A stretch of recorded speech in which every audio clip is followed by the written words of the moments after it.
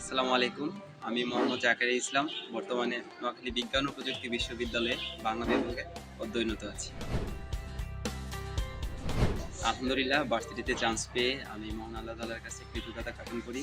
পাশাপাশি আমার শিক্ষা জীবনের সাথে জড়িত সকল শিক্ষক, শিক্ষিকা, বড় ভাইয়া এবং আপু তাদের প্রতিও কৃতজ্ঞতা জ্ঞাপন করি। কোচিংয়ে আমি প্রথমে নার্ভাস ছিলাম, পরে আস্তে আস্তে প্রতিদিনের লেকচার শিটগুলো প্রতিদিন শেষ করার চেষ্টা করেছি। সেই সাথে আমি আমার প্রস্তুতিকে সঠিক ও সম্পূর্ণভাবে গুছিয়ে নেওয়ার চেষ্টা করেছি।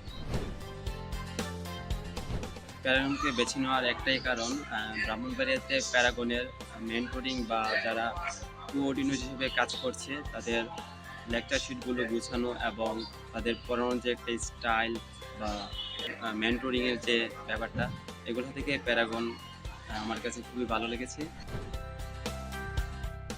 প্রতিদিন আমার এমনিতে পড়ার কোনো রুটিন ছিল না। আমি এমনিতে অল্প প্রথম দিকে পড়ার চেষ্টা করতাম, পরে মোটামুটি অনেক সময় ধরে পড়তাম।